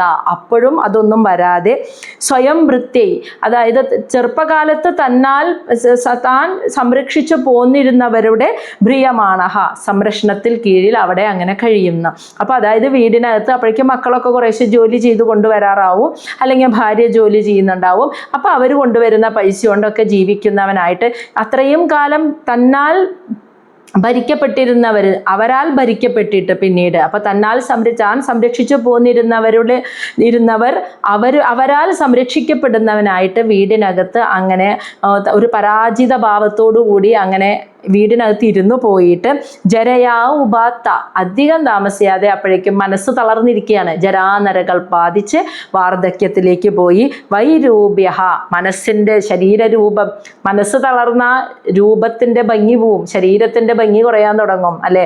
പുരുഷനാണെങ്കിലും സ്ത്രീ ആണെങ്കിലും ആ ഒരു പരാജിത ബോധം മനസ്സിൽ വന്ന് നിരാശയോടുകൂടി പുറത്തൊന്നും ഇറങ്ങാതെ, ആളുകളെ ഫേസ് ചെയ്യാൻ ഇഷ്ടമില്ലാതെ അങ്ങനെ വീടിനകത്ത് ഇരിക്കുമ്പോൾ മുഖത്തിൻ്റെ ഐശ്വര്യം കെട്ടവർ പോലെ ആവുന്നു. മനസ്സിലായ? അപ്പൊ വൈരൂപ്യ, കുറേശ്ശെ ജരാനരകൾ ബാധിച്ച് വാർദ്ധക്യത്തിലേക്ക് കടക്കാൻ തുടങ്ങും. അപ്പോൾ ശരീരത്തിന്റെ ഭംഗിയും നഷ്ടപ്പെട്ടു വിരൂപനായി. മരണ അഭിമുഖ, മരണത്തെ മുന്നിൽ കണ്ടുകൊണ്ട്, അതായത് ഇനി അധികം നാളൊന്നും ഞാനില്ല. അപ്പൊ അങ്ങനെ ചിന്തിക്കാൻ തുടങ്ങി. കാരണം എൻ്റെ ജന്മം കൊണ്ട് ഒരു ഉപകാരമില്ല, ഞാനിപ്പോൾ ഇങ്ങനെ ജീവിക്കണു, മറ്റുള്ളവരുടെ മക്കളുടെയും ഭാര്യയുടെയൊക്കെ ഒരു പരിഗണനയില്ലാതെ, അതുവരെ ബഹുമാനം വെച്ചിരുന്ന ആ ബഹുമാനം ഒന്നും ഇപ്പൊ കിട്ടണില്ല. അപ്പോൾ അവരാൽ സംരക്ഷിക്കപ്പെടുക, അവരാണ് ഇപ്പൊ ഭക്ഷണവും ചോറൊക്കെ കൊടുക്കുന്നത്, എവിടേക്കോ പോയി സമ്പാദിച്ചു വന്നിട്ട്. അപ്പൊ അങ്ങനെ വീട്ടിലിരുന്ന് പോയി. അപ്പൊ ഇനി അധികം കാലമൊന്നും ഞാനില്ല എന്ന് പറഞ്ഞ് മരണത്തെ ഇങ്ങനെ പ്രതീക്ഷിച്ച് ഗൃഹേ, വീടിനകത്ത് ആസ്തേ, ഇരിക്കുന്നു. അങ്ങനെ ഇരിക്കുമ്പോൾ അവമത്യ ഉപന്യസ്തം, അവമത്യ ഒരു അവഗണനയോടുകൂടി ഉപന്യസ്തം, കുടുംബത്തിലുള്ള ഭാര്യയും മക്കളൊക്കെ കൊണ്ടുവന്ന് തരുന്ന ഭക്ഷണവും കഴിച്ച് ഗൃഹപാല ഇവ ആഹാരൻ, ഗൃഹപാല നായ, വീട് കാക്കുന്ന നായയെ എന്ന പോലെ ആഹാരം, ഭക്ഷണം കഴിക്കുന്നു. അപ്പൊ ഒരു ഉപകാരമില്ലാണ്ട് വീട്ടിലിരുന്ന് പോകുമ്പോൾ മറ്റുള്ളവരുടെ അവഗണനയോടുകൂടി, ഒരു താല്പര്യക്കുറവോടുകൂടി അവർ കൊണ്ടുവന്ന് തരുന്ന ഒരു ഭക്ഷണം കഴിച്ച്, വീട് കാക്കുന്ന നായയ്ക്ക് കൊടുക്കുന്ന പോലെ കൊണ്ടുവന്ന് തരുന്ന ആ ഭക്ഷണവും കഴിച്ച് വീടിനകത്തിരിക്കുന്നു. ആമയാവി, ഈ സമയത്ത് ആമയാവി എന്ന് വെച്ചാൽ പതുക്കെ പതുക്കെ മനസ്സ് തളരുമ്പോൾ രോഗം പിടിപെടാൻ തുടങ്ങും. അപ്പോൾ ശരീരത്തിന് പല പല രോഗങ്ങൾ വന്ന് അപ്രദീപ്ത അഗ്നി, അപ്രദീപ്ത, ജ്വലിക്കാത്ത അഗ്നി എന്ന്, അതായത് കഴിക്കുന്ന ഭക്ഷണത്തെ ദഹിപ്പിക്കുന്ന ഉദരത്തിലുള്ള ജഡരാഗ്നി, ആ അഗ്നി ജ്വലിക്കുന്നില്ല. അപ്രദീപ്ത, പ്രകാശിക്കാത്ത അഗ്നി എന്ന് പറയുമ്പോൾ ദഹനം ശരിയായ രീതിയിൽ നടക്കാതെ വരും. ഭക്ഷണം കഴിക്കാൻ വേണ്ട, രോഗം വന്നു. അപ്പോൾ രോഗങ്ങൾ വന്നാൽ ദഹന പ്രക്രിയ മോശമാവും. അപ്പോൾ അല്പാഹാര, അപ്പോൾ ദഹനപ്രക്രിയ മോശമാവുന്നു. ജഡരാഗ്നി ജ്വലിക്കാതെ വരുമ്പോൾ ദഹനം മര്യാദയ്ക്ക് നടക്കാതെ വരുന്നു. അപ്പോൾ ഭക്ഷണം കഴിക്കാൻ വേണ്ട, അല്പാഹാരം, അതായത് ഭക്ഷണത്തിൻ്റെ അളവ് കുറഞ്ഞു വരുന്നു. അല്പചേഷ്ടിത, അതോടെ ഭക്ഷണം കഴിക്കാതെ വരുമ്പോൾ ഊർജ്ജമില്ലാതെ വരുന്നു. തൽഫലമായിട്ട് ഒന്നും ചെയ്യാൻ വയ്യാത്തവനായി, അല്പചേഷ്ടിത, ഒരു പ്രവൃത്തിയും ചെയ്യാൻ വയ്യാത്തവനായിട്ട് പതുക്കെ പതുക്കെ ഇരുന്നവൻ പിന്നെ കിടക്കയിലേക്ക് പോകാൻ തുടങ്ങും. അതായത് ഒന്നിനും വയ്യ, നടക്കാൻ വയ്യ, എണീക്കാൻ വയ്യ, അങ്ങനെയുള്ളൊരവസ്ഥയിലേക്ക് ആ പുരുഷൻ എത്തിച്ചേരുന്നു. ഇനി ശ്ലോകം 16. അങ്ങനെ വായുന ഉത്ക്രമത വായുന ഉത്ക്രമത ഉത്താരഃ കഫ സംരുദ്ധ നാഡികഃ കാസ ശ്വാസ കൃത ആയാസ കണ്ഡേ ഘുരായതേ. അപ്പോൾ വായുന ഉത്ക്രമത ഉത്തരാഹ കഫ സംരുദ്ധ നാഡിക കാസശ്വാസകൃത ആയാസഹ കണ്ടേ ഘുരായതേ. അതായത് വായുന, അപ്പൊ ഇനി മരണത്തിലേക്കാണ് കേട്ടോ പോണത്. അപ്പൊ ഇത് കുറേ നാൾ അങ്ങനെ ആയി പതുക്കെ കിടപ്പിലാകുന്നു. ഇങ്ങനെ പതുക്കെ പതുക്കെ മരണത്തിലേക്ക് അടുക്കുകയാണ്. അപ്പൊ വായുന ഉത്ക്രമത, ഉത്ക്രമത എന്ന് വെച്ചാൽ മുകളിലേക്ക് തള്ളി വരുന്ന വായുവിനാൽ ഉത്തരഹ കണ്ണൊക്കെ തുറിച്ച്, അതായത് ശ്വാസം ഇങ്ങനെ മുകളിലേക്ക് വായുവിൻ്റെ ശ്വാസത്തിൻ്റെ സമ്മർദ്ദത്താൽ കണ്ണ്, അതാണ് വായുവിന ഉത്ക്രമത, ശ്വാസത്തിൻ്റെ സമ്മർദ്ദത്താൽ കണ്ണ് പുറത്തേക്ക് ഇങ്ങനെ കുറേശ്ശെ തുറിക്കാൻ തുടങ്ങും. പിന്നെ കഫം സമൃദ്ധ നാഡീഞരമ്പുകളിലൊക്കെ കഫം നിറയാൻ തുടങ്ങും. അപ്പോൾ കാസ എന്ന് വെച്ചാൽ ചുമ, അത് ശ്വാസകൃത ശ്വസിക്കുന്നു. ആയാസകണ്ഠേ എന്ന് വെച്ചാൽ വളരെ പ്രയാസപ്പെട്ട് തൊണ്ടയിൽ നിന്നും വരുന്ന ചുമയോട് കൂടിയിട്ടുള്ള ശ്വാസം. അപ്പോൾ നാഡീഞരമ്പുകളിലൊക്കെ കഫം നിറയുന്നു. അങ്ങനെ വരുമ്പോൾ ഈ തൊണ്ടയിൽ നിന്നും വളരെ ആയാസപ്പെട്ടിട്ട് ശ്വാസം വലിക്കുമ്പോൾ ചുമയും അതോടൊപ്പം തന്നെ വരുന്നു. അങ്ങനെ ഘുരായതേ, അതായത് ശ്വാസം വലിക്കുമ്പോൾ ഒരു ഘൊര എന്നുള്ളൊരു ശബ്ദമൊക്കെ വരുന്നത് കണ്ടിട്ടില്ലേ പ്രായം വരുമ്പോൾ, അതായത് ശ്വാസം എടുക്കുമ്പോൾ ഈ തൊണ്ടയിലൊക്കെ കഫം വന്ന് നിറഞ്ഞിട്ട് ആ ആയാസപ്പെട്ട് ശ്വാസം വലിക്കുമ്പോൾ ഒരു ചുമയൊക്കെ വന്ന് ഘോര എന്നുള്ളൊരു ശബ്ദമൊക്കെ കൂടിയിട്ടാണ്, ചുമയോട് കൂടിയിട്ടൊക്കെ ആയിരിക്കും ഇവർ നടക്കുക. അങ്ങനെ ശയാനഹ കിടക്കുന്നു. പരിശോദ്ഭി പതുക്കെ അങ്ങനെ കിടക്കയിലാവുന്നു. പരിശോദ്ഭിഹി എന്ന് വെച്ചാൽ പരിശോജദ്ഭിഹി പരിവീതഃ സബന്ധുഭിഹി വ്യാജ്യമാനഃ അഭി ന ബ്രൂതേ കാലപാശവശം ഗതഃ. ശയാനഃ പരിശോജദ്ഭിഹി പരിവീതഃ സ്വബന്ധുഭിഹി വ്യാജ്യമാനഃ അഭി ന ബ്രൂതേ കാലപാശവശം ഗതഃ. അതായത് ശയാന കിടക്കുന്നു, പരിശോജദ്ഭിഹി തൻ്റെ ഈ ശോചനാവസ്ഥ കണ്ടിട്ട് തനിക്ക് ചുറ്റും സബന്ധുഭിഹി തൻ്റെ ചുറ്റും കൂടി നിൽക്കുന്ന, പരിവീത എന്ന് വെച്ചാൽ ചുറ്റപ്പെട്ട് നിൽക്കുന്ന തൻ്റെ ബന്ധുക്കളുടെ മുഖത്തെ ആ ദുഃഖം, തൻ്റെ ദുഃഖാവസ്ഥ കണ്ടിട്ട് അവരിങ്ങനെ വിഷമിച്ച് തന്നെ നോക്കി നിൽക്കുന്നത് കാണുന്നു. വ്യാജമാനഹ അഭി, ആ ബന്ധുമിത്രാദികളും ഇങ്ങനെ സംസാരിക്കുന്നതൊക്കെ കേൾക്കുന്നുണ്ട്. പക്ഷെ അവരോട് സംസാരിക്കാൻ ആഗ്രഹമുണ്ടെങ്കിൽ പോലും അഭി നബ്രൂദേ തിരിച്ചൊന്നും പറയാൻ സംസാരിക്കാൻ പറ്റാതെ കാലപാശ മൃത്യുദേവന്റെ കയറിനാൽ വശം ഗതഃ ചുറ്റപ്പെട്ട് ആ കയറിനാൽ ബന്ധിക്കപ്പെട്ടവനായിട്ട് ആ കിടക്കയിൽ അങ്ങനെ കിടക്കുകയാണ്. ബന്ധുമിത്രാദികളൊക്കെ ചുറ്റും കൂടി നിൽക്കും. അവരിങ്ങനെ തൻ്റെ ദുരവസ്ഥ കണ്ട് നോക്കി വിഷമിച്ച് നിൽക്കുമ്പോൾ അവർ പറയുന്ന കാര്യങ്ങളൊക്കെ കേൾക്കാൻ പറ്റുന്നുണ്ട്. പക്ഷെ അവരോടൊന്നും മറുപടി പറയാൻ പറ്റാതെ അവരുടെയൊക്കെ ദുഃഖം നിറഞ്ഞ മുഖത്തെ ഇങ്ങനെ കണ്ടുകൊണ്ട് ആ മൃത്യുദേവന്റെ കയറിനാൽ ബന്ധിക്കപ്പെട്ടവനായിട്ട് ആ കിടക്കയിൽ അങ്ങനെ അവൻ കിടന്നു പോകുന്നു. ശ്ലോകം 18. ഏവം കുടുംബഭരണി വ്യാപൃത ആത്മ അജിത ഇന്ദ്രിയഃ മ്രിയതേ രുദതാം സ്വാനാം ഉരുവേദനയ അസ്തദിഹി. ഏവം കുടുംബപരേണ വ്യാപൃതാത്മ അജിത ഇന്ദ്രിയഃ മ്രിയതേ രുദതാം സ്വാനാം ഉരുവേദനയ അസ്തദിഹി. ഏവം ഇപ്രകാരം കുടുംബപരേണ വ്യാപൃത ആത്മ അജിത ഇന്ദ്രിയ, കുടുംബത്തെ പരിപാലിക്കണമെന്ന ഒരൊറ്റ ചിന്തയിൽ ആത്മ ഇന്ദ്രിയ മനസ്സും ഇന്ദ്രിയവും അജിതഹ അത് അനിയന്ത്രിതമായ രീതിയിൽ അതിലിങ്ങനെ മുഴുകി, വ്യാപൃത എന്ന് വെച്ചാൽ മുഴുകിയിട്ട്, അതായത് കുടുംബത്തെ പരിപാലിക്കുകയാണ് തൻ്റെ ലക്ഷ്യം. അതിനെ നല്ല പണം ഉണ്ടാക്കി മക്കളെയൊക്കെ നല്ല ഉയർന്ന അവസ്ഥയിലെത്തുക, കുടുംബം നല്ല സുരക്ഷിതമാക്കുക, ഇതൊരൊറ്റ ലക്ഷ്യത്തിൽ മാത്രം ശരീരവും മനസ്സും, അതാണ് മനസ്സ് ഇന്ദ്രിയം, ആത്മ ഇന്ദ്രിയ എന്ന് പറയുന്നത്, മനസ്സും ശരീരവും ഇതിൽ മാത്രം വ്യാപൃതമാക്കി വെച്ചിട്ട് അവസാനം സ്വാനാം സ്വന്തം ബന്ധുക്കളുടെ മ്രിയതേ രുദതാം എന്ന് വെച്ചാൽ ദുഃഖം, അവരുടെ തനിക്ക് ചുറ്റും സങ്കടപ്പെട്ട് വിഷമിച്ച് നിൽക്കുന്ന ബന്ധുക്കളുടെ ദുഃഖം കണ്ടിട്ട് ഒരു അത്യധികം വേദനയോടുകൂടി അസ്തതി, അതായത് ആ അവബോധം നഷ്ടപ്പെട്ട അവൻ മ്രിയതേ എന്ന് വെച്ചാൽ മരിച്ചു പോകുന്നു എന്ന്. അപ്പോൾ ഇങ്ങനെ കുടുംബത്തെ പരിപാലിക്കുക എന്നത് മാത്രം, അതാണ് ജന്മലക്ഷ്യം എന്ന് വിചാരിച്ച് സദാ ഇത്രയും വർഷം ഭൂമിയിൽ ജീവിച്ചിട്ട് ഈ ശരീരവും മനസ്സും ഈ ഭൗതികമായ കാര്യങ്ങളെ നേടിയെടുക്കുന്നതിനെ കുറിച്ച് മാത്രം ചിന്തിക്കുന്നതിൽ വ്യാപൃതനായി മുഴുകി ഇങ്ങനെ ജീവിച്ച് അവസാനം തനിക്ക് ചുറ്റും കൂടി നിൽക്കുന്നവരുടെ മുഖത്തെ ദുഃഖം കണ്ടുകൊണ്ട് ആ ഒരു ജന്മലക്ഷ്യം ഒരു കൃപണനായിട്ട്, ഒരു ജന്മലക്ഷ്യം നേടിയെടുക്കാൻ സാധിക്കാത്തവനായിട്ട്, തനിക്ക് ചുറ്റും കൂടി നിൽക്കുന്ന സ്വന്തം ബന്ധുക്കളുടെ മുഖത്തെ ദുഃഖം കണ്ടുകൊണ്ട് ആ ഒരു അവബോധമില്ലാത്തവനായിട്ട് മരിച്ചു പോകുന്ന ഒരവസ്ഥ വന്നു ചേരുന്നു. ഇനി ശ്ലോകം 19 പറയാണ്, ഇതിൽ തന്നെ നല്ല ധാർമ്മികമായ രീതിയിൽ പണം സമ്പാദിക്കാൻ ശ്രമിച്ച് ഈശ്വര ചിന്തയൊന്നുമില്ല, പക്ഷെ ആരെയും ഒന്നും ചെയ്തിട്ടില്ലാത്ത സാത്വികമായ രീതിയിൽ ജീവിച്ചവരാണെങ്കിൽ കുഴപ്പമില്ല. അതായത് മരണശേഷം മോക്ഷം തന്നെ 2 വിധത്തിലുണ്ട് എന്ന് നമ്മൾ ഭാഗവതത്തിൽ നിന്ന് തന്നെ മനസ്സിലാക്കിയിട്ടുണ്ട്. അതായത് നേരിട്ടിട്ടുള്ള മോക്ഷപ്രാപ്തിയുണ്ട്, പടിപടിയായിട്ടുള്ള ക്രമേണയുള്ള മോക്ഷപ്രാപ്തിയുണ്ട്. യോഗീശ്വരന്മാർക്ക്, യോഗികൾക്ക് 2 രീതിയിലാണ് മോക്ഷം സംഭവിക്കുന്നത്. അത് നമ്മൾ ഭാഗവതത്തിൽ നിന്ന് തന്നെ മുന്നേ മനസ്സിലാക്കി. ഇനി ഒരു സാധാരണക്കാരൻ്റെ ജീവിതം നോക്കുകയാണെങ്കിൽ ഇതിൽ സാത്വികമായ രീതിയിൽ ജീവിച്ച ആളുകളാണെങ്കിൽ അവർ മരിച്ചു കഴിയുമ്പോൾ മോക്ഷമല്ല, ഏതെങ്കിലും സ്വർഗീയ സുഖം അനുഭവിക്കുന്ന നല്ല ലോകങ്ങളിൽ ചെന്ന് സുഖമായി ജീവിച്ച് അവർ ആ പുണ്യം തീരുമ്പോൾ അവർ തിരിച്ചു ഭൂമിയിലേക്ക് വരുന്നു, പുനർജനിക്കുന്നു.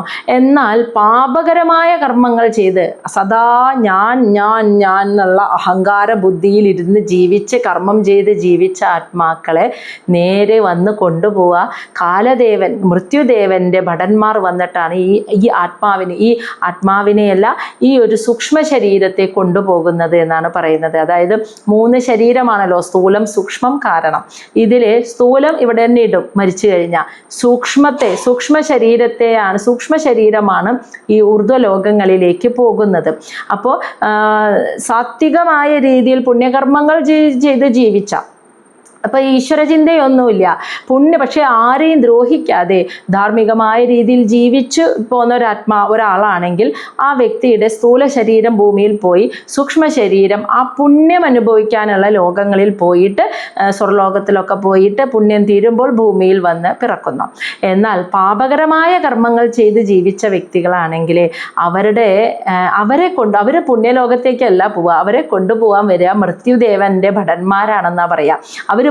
അവർ യമദേവന്റെ ലോകത്തേക്കാണ് അവർ കൊണ്ടുപോവുക. എന്നിട്ട് ഭൂമിയിൽ ഞാനെന്ന അഹങ്കാരത്തോടു കൂടി ജീവിച്ച് ചെയ്തു വെച്ച സകല പ്രവൃത്തികളുടെയും കർമ്മഫലങ്ങളെ എണ്ണി തിട്ടപ്പെടുത്തിയിട്ട് അതനുസരിച്ച് അതിൻ്റെ കുറേ പാപങ്ങളെ അവിടെയും നിന്ന് അനുഭവിക്കും. അത് കഴിഞ്ഞിട്ട് ബാക്കിയുള്ളത് അനുഭവിക്കാനാണ് ഭൂമിയിൽ വന്ന് പിറക്കുന്നത് എന്നാണ് ഇവിടെ പറയുന്നത്. അപ്പോൾ പാപകരമായ കർമ്മങ്ങൾ, അതായത് അഹങ്കാരം, തീർത്തും അഹങ്കാരം, ഞാൻ എന്നുള്ള ഈ ഒരു ഭൗതികമായ കാര്യങ്ങൾക്ക് മറ്റുള്ളവരെ പറ്റിച്ചും കട്ടും അങ്ങനെയും ഇങ്ങനെയും ഒക്കെ ചെയ്ത് ജീവിക്കുന്ന വ്യക്തികളുണ്ടല്ലോ. എങ്ങനെയെങ്കിലും പൈസ ഉണ്ടാക്കിയിട്ട് എനിക്ക് സുഖിക്കണം, എനിക്ക് സന്തോഷിക്കണം, എൻ്റെ ജീവിതം സുരക്ഷിതമാക്കണം, ഇത് മാത്രം ചിന്തിച്ച് ജീവിക്കുന്ന ആളുകളെ, അങ്ങനെ പാപം ചെയ്ത വ്യക്തികളെ ഇങ്ങനെ മരിച്ചു കഴിയുമ്പോൾ യമദൂതോ അതായത് യമരാജന്റെ 2 ദൂതന്മാർ തഥാ ആ സമയത്ത് പ്രാപ്തോ അവിടെ വന്നു ചേരുന്നു. അത് സ രഭസ ഈക്ഷണോ, അതായത് ഉഗ്ര കോപത്തോടു കൂടിയ കണ്ണുകളുള്ള ഭയാനകമായ രൂപത്തോടു കൂടിയായിരിക്കും അവർ വരികയെന്ന്. യമദൂതൗ തഥാ പ്രാപ്തൗ ഭീമൗ സരഭസ ഈക്ഷണൗ സ ദൃഷ്ട്വാ ത്രസ്തഹൃദയ ശകൃത് മൂത്രം വിമുഞ്ചതി. അതായത് പാപം ചെയ്ത വ്യക്തിയാണ് മരിച്ചതെങ്കിൽ ആ സൂക്ഷ്മ ശരീരത്തെ കൊണ്ടുപോകാനായിട്ട് വരുന്നത് യമദേവന്റെ 2 ഭടന്മാരായിരിക്കും. അവരിങ്ങനെ ഉഗ്രകോപത്തോട്, കാരണം ഒത്തിരി പാപം ഈ ഭൂമിയിൽ ചെയ്തിട്ടുള്ളതല്ലേ, അപ്പം അത്രയും ഉഗ്രകോപത്തോട് കൂടിയിട്ട് ഉള്ള കണ്ണുകളോട് ഭയാനകമായ രൂപത്തോടു കൂടിയാണ് അവരവിടേക്ക് വന്നു ചേരുന്നത്. സഹദൃഷ്ട, അവരെ ആ യമദൂതന്മാരെ ഭടന്മാരെ അവൻ കാണുമ്പോൾ ത്രസ്തഹൃദയ, അവൻ്റെ ഹൃദയം ഭയം വരുന്നു. അപ്പം മരിച്ചു കഴിഞ്ഞപ്പോൾ ആ മനസ്സും ബുദ്ധിയൊക്കെ ഉണ്ടല്ലോ, അപ്പോൾ ആ മനസ്സ് പേടിക്കുന്നു, അയ്യോ എന്നുള്ളൊരു ഭയം വരുന്നു. ഇവരെ ഈ ഭയാനക രൂപത്തോടു കൂടിയ യമകിങ്കരന്മാരെ കണ്ടപ്പോൾ അവൻ്റെ മനസ്സ് ഭയന്ന് അങ്ങനെ ശകൃത് മൂത്രം വിമുഞ്ചതി, മരണസമയത്ത് മൂത്രവും മലം പോവാന്ന് പറയുന്നത് കേട്ടിട്ടില്ലേ? ആ മരിക്കണ സമയത്ത് അത് പോകും എന്ന് പറയുന്നത് കേട്ടിട്ടില്ലേ? അപ്പോൾ മലവും മൂത്രവും ഒക്കെ പുറത്തേക്ക് പോകുന്നു എന്ന്. അത് മനസ്സിൻ്റെ ഭയമാണ്. അതായത് കൊണ്ടുപോകാൻ വന്ന് നിൽക്കുന്ന യമകിങ്കരന്മാരെ കണ്ടിട്ട് മനസ്സ് ഭയക്കുമ്പോഴാണ് ആ മലമൂത്ര വിസർജനവും ആ സമയത്ത് നടക്കുന്നത് എന്നാണ് പറയുന്നത്. അങ്ങനെ അവർ വന്ന് ശ്ലോകം 20 യാതനാദേഹ ആവൃത്യ പാശേ ബന്ധ്വാ ഗളേ ബലാത് നയദഹ ദീർഘമധ്വാനം ദണ്ഡ്യം രാജഭട യഥാ. യാതനാദേഹ അതായത് യാതന അനുഭവിക്കുന്ന ദേഹം എന്ന് പറയുന്നതിൻ്റെ അർത്ഥം എന്താണെന്ന് വെച്ചാൽ സ്ഥൂല ശരീരമല്ലല്ലോ, യമകിങ്കരന്മാർ കൊണ്ടുപോവാ, സ്ഥൂല ശരീരം ഇവിടെ കത്തിച്ചു കളയല്ലോ, യമകിങ്കരന്മാർ കൊണ്ടുപോവാ സൂക്ഷ്മദേഹത്തിനെയാണ്. ആ സൂക്ഷ്മദേഹം എന്ന് പറഞ്ഞത് സ്ഥൂല ശരീരത്തിന് എത്ര ഉയരവും വണ്ണവും ഉണ്ടോ അതേ ഷേപ്പിൽ തന്നെയായിരിക്കും ഈ സൂക്ഷ്മദേഹം. ശരീരത്തിൻ്റെ ഒരു മനുഷ്യൻ്റെ ഒരു നിഴല് പോലെ സ്ഥൂല ശരീരത്തിൻ്റെ തലയും കയ്യും ആ മരിച്ച വ്യക്തിയുടെ ശരീരം എങ്ങനെയായിരുന്നോ സ്ഥൂല ശരീരം എങ്ങനെയായിരുന്നു അതേ ആകൃതിയിൽ, അതേ വലുപ്പത്തിൽ, അതേ ഉയരത്തിൽ തന്നെയായിരിക്കും സൂക്ഷ്മ ശരീരവും ഉണ്ടാവുക. അപ്പോൾ ഈ സൂക്ഷ്മ ശരീരം ഈ യമകിങ്കരന്മാർ കൊണ്ടുപോകുമ്പോൾ അതാണ് പറയുന്നത്, ആ ശരീരത്തെയാണ് യാതനാദേഹേ, എല്ലാ യാതനകളും അനുഭവിക്കുന്നത്, മരണശേഷമുള്ള ആ യാതന അനുഭവിക്കുന്നത് സൂക്ഷ്മ ശരീരമാണ്. സ്ഥൂലം പോയില്ലേ, സ്ഥൂലം ഇവിടെ നശിച്ചു. അപ്പോൾ ആ സ്ഥൂല ശരീരത്തിലിരുന്ന് ഈ ഭൂമിയിൽ ചെയ്ത അഹങ്കാര ബുദ്ധിയിലിരുന്ന് ചെയ്ത സകല പ്രവൃത്തികളുടെയും പകുതി മുക്കാൽ ദുരിതവും യാതനയും അനുഭവിക്കുന്നത് ഇവിടുന്ന് പോകുമ്പോൾ യമകിങ്കരന്മാർ കൊണ്ടുപോകുന്ന ആ സൂക്ഷ്മ ശരീരമാണ് ഇത് അനുഭവിക്കുന്നത് എന്നാണ് പറയുന്നത്. അതാണ് ആ ശരീരത്തെ യാതനാദേഹേ എന്ന് പറയുന്നത്.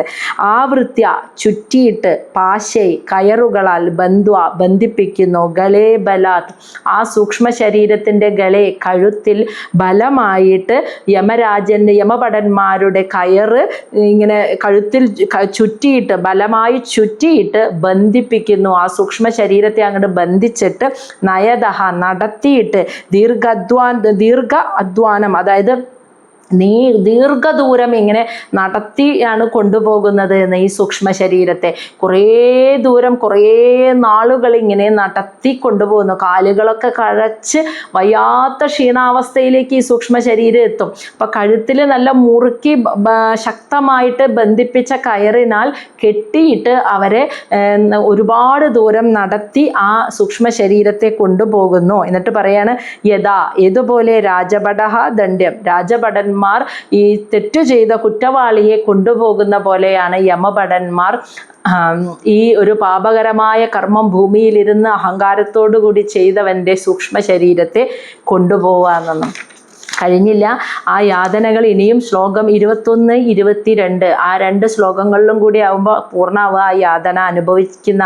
അപ്പം നമ്മൾ ആലോചിച്ച് നോക്കും, ഭൂമിയിലിരുന്ന് ഈ ശരീരം അനുഭവിക്കുന്നതിനേക്കാളും വലിയ യാതനയാണ് പോയി കഴിയുമ്പോൾ സൂക്ഷ്മ ശരീരം അനുഭവിക്കണേന്ന് ഓർക്കണം കേട്ടോ. അപ്പോൾ അതിൻ്റെ കാരണം എന്ന് പറയുന്നത് ആ സൂക്ഷ്മ ശരീരത്തിലെ ഓരോ ചക്രകളിലും നിറഞ്ഞു പ്രകാശിക്കുന്ന പ്രകൃതി എന്ന ശക്തിയുടെ ആ ഒരു ശക്തി ഒന്നുകൊണ്ടുമാണ് ഈ സ്ഥൂല ശരീരത്തിലെ ഈ ശരീരത്തിനും ഈ മനസ്സിനും ബുദ്ധിക്കൊക്കെ ഇങ്ങനെ ചലിക്കാൻ സാധിച്ചത് എന്ന അവബോധമില്ലാതെ എൻ്റെ കഴിവ് കൊണ്ട്, എൻ്റെ ബുദ്ധി കൊണ്ട്, എൻ്റെ മനസ്സിൻ്റെ ധൈര്യം കൊണ്ട്, ഞാൻ എന്നുള്ള ചിന്തയിൽ ഇരുന്നു കൊണ്ട്, ബോധം വെച്ച കാലം മുതൽ അങ്ങനെയുള്ള ചിന്തയിൽ ഇരുന്നു കൊണ്ട് ജീവിക്കുന്നതിൻ്റെ ഫലമായിട്ട് അവൻ്റെ സ്ഥൂല ശരീരം മരിക്കുന്നത് വരെ എന്താ അനുഭവിക്കാന്ന് കണ്ടില്ലേ? കുറേ നല്ല സമയമൊക്കെ അങ്ങോട്ട് കഴിഞ്ഞ് കയറി അങ്ങോട്ട് പോയിട്ട് ഒരു മോശ സമയം വരുന്നതോടുകൂടി എല്ലാം നശിച്ച് വീട്ടിൽ പോലും അവഗണിക്കപ്പെട്ടവനായ അങ്ങനെ ബന്ധുമിത്രാദികളുടെ കരച്ചിലും കണ്ടുകൊണ്ട് അപ്പോഴും ഇല്ല ഈശ്വര ചിന്ത, അപ്പോഴും നഷ്ടബോധം മാത്രം. അങ്ങനെയുള്ള കരച്ചിലും കണ്ട് അവസാനം കൂട്ടിക്കൊണ്ടുപോകാൻ വന്ന യമകിങ്കരന്മാരെ കണ്ട് ഭയന്ന മനസ്സോടെ മലവിസർജനം നടത്തിക്കൊണ്ട് അങ്ങനെ മരണപ്പെട്ടു പോവാണ്. അത് നശിച്ചു പോകുന്നു സ്ഥൂലം. അതോടും തീരുന്നില്ല, സൂക്ഷ്മ ശരീരത്തിൻ്റെ കഴുത്തിൽ കിട്ടി വലിച്ച് ഒരുപാട് ദൂരം നടത്തി ആ യമകിങ്കരന്മാരെ അങ്ങോട്ട് കൊണ്ടുപോവുകയാണ്. ആ ശരീരത്തിൻ്റെ ബാക്കി ശ്ലോകം 21, 22 തയോഹോ നിർഭിന്ന ഹൃദയ തർജന്യഹി ജാതവേപദോ പതി ശുഭി ഭക്ഷ്യമാണഃ ആർത്ത അഘം സ്വ അനുസ്മരൻ. 22 ക്ഷുത്ത് ത്രിഡ് പരിദഹ അർക്ക ദവാനല അനിലൈഹി സന്തപ്യമാനഃ പതി തപ്തവാലുകേ കൃച്ഛേണ പൃഷ്ഠേ കഷയാ ച താഡിതഃ ചലതി അശക്തഃ അഭി നിരാശ്രമ ഉദകേ. തയോഹോ ആ യമകിങ്കരന്മാർ നിർഭിന്ന ഹൃദയ എന്ന് വെച്ചാൽ മുറിക്കപ്പെട്ട ഹൃദയത്തോടെ, തർജന്യെ ഭീഷണിയേറ്റ്, ജാതവേപതു ഉയർന്ന ഭയത്തോടെ, അതായത് ആ തയോഹോ യമകിങ്കരന്മാരുടെ തർജന്യ എന്ന് വെച്ചാൽ തർജന്യഹി എന്ന് വെച്ചാൽ ഭീഷണി. അവരിങ്ങനെ ചീത്ത പറഞ്ഞിട്ട് ദേഷ്യപ്പെട്ടിട്ട് നിന്നെ ഞാൻ അങ്ങടെ കൊണ്ടുപോയാൽ ഇങ്ങനെ ചെയ്യും അങ്ങനെ ചെയ്യും, യമലോകത്ത് യമരാജൻ കാത്തിരിക്കുകയാണ് നിനക്ക് ഇത്രയൊക്കെ ശിക്ഷ തരാനെന്നും പറഞ്ഞിട്ട് ഇത്രയും ഭീഷണിയാണ് കൊടുത്തുകൊണ്ടിരിക്കുക നീ നടത്തി കൊണ്ടുപോകുന്ന ദൂരം. അപ്പൊ അവരുടെ വായിൽ നിന്ന് വരുന്ന ആ ഭീഷണി കേട്ട് ജാതവേപതു ഉയർന്ന ഭയത്തോടുകൂടി നിർഭിന്ന ഹൃദയ മനസ്സാകെ മുറിക്കപ്പെട്ട വേദനയാൽ മുറിക്കപ്പെട്ട മനസ്സോടെ പതി ആ പോകുന്ന വഴിയിൽ ശോഭി നായ്ക്കളുടെ ഭക്ഷ്യമാണ് കടിയുണ്ടാവും. നടന്നു പോകുന്ന ആ വഴിയിൽ നിൽക്കുന്ന നായ്ക്കളായിട്ട്, നായ്ക്കൾ എന്ന് പറഞ്ഞാൽ അതും പോകുന്ന വഴിയാണേ, അവിടെയും നായ്ക്കളായിട്ട് വന്ന് പിറന്നവരും ഉണ്ട്.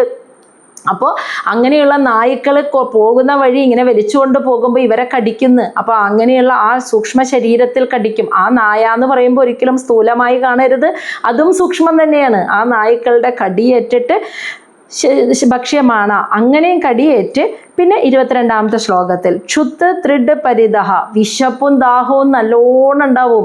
ആ സൂക്ഷ്മ ശരീരത്തിന് കിട്ടേണ്ടതായ ഒന്നും കിട്ടാത്ത വിശപ്പും ദാഹവും ഒക്കെ സഹിച്ച് നല്ലോണം സഹിച്ച് അർക്ക സൂര്യൻ്റെ നല്ല വെയിലേറ്റ് ദവാനലഹ ചുറ്റും കാട്ടുതീ ആളിക്കത്തുന്നതിൻ്റെയും അനിലഹ എന്ന് വെച്ചാൽ ചൂട് കാറ്റടിച്ച് സൂര്യൻ്റെ താപവും ചുറ്റും കാടുകളൊക്കെ കത്തുന്നതിൻ്റെ തീ ആളിക്കത്തുന്നതിൻ്റെ ചൂട് കാറ്റിനാൽ സന്തപ്യമാന എന്താ പറയുക ചുട്ടുപൊള്ളുന്നവനായിട്ട് ശരീരമാകെ ചുട്ടുപൊള്ളിയിട്ട് നായ്ക്കളുടെ കടിയേറ്റിട്ട് അതോടൊപ്പം മനസ്സിനെ ഏൽക്കുന്ന ഭീഷണി കിങ്കരന്മാരുടെ ഭീഷണിയും ഏറ്റ് ഭയന്ന് മുറിക്കപ്പെട്ട ഹൃദയത്തോടെ തപ്തവാലുകെ ചുട്ടുപഴുത്ത മണൽത്തിട്ടയിലൂടെ പിന്നെ വലിച്ചഴച്ചു കൊണ്ടുപോകുന്നു. കുറേ ദൂരം നടത്തിയതിന് ശേഷം ചുട്ടുപഴുത്ത് കിടക്കുന്ന മണൽത്തിട്ടയിലൂടെ പതി തപ്തവാലുകെ ചുട്ടുപഴുത്ത മണലിലൂടെ വലിച്ചഴച്ചാണ് പിന്നീട് കൊണ്ടുപോവുക. അങ്ങനെ കൊണ്ടുപോകുന്ന സമയത്ത് പൃഷ്ഠേ പുറത്ത് കഷയഹ